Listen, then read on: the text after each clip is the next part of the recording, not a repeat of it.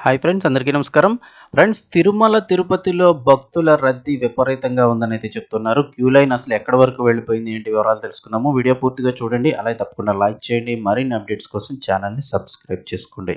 వివరాల్లోకి వెళ్ళిపోదాము.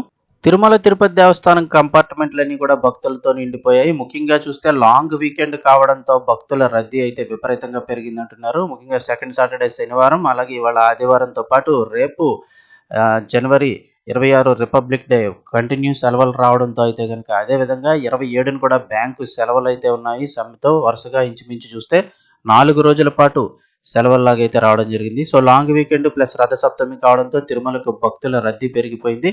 కంపార్ట్మెంట్లన్నీ నిండిపోయి శిలాతోరణం వరకు భక్తులు క్యూ లైన్లో వేచి ఉన్నారు.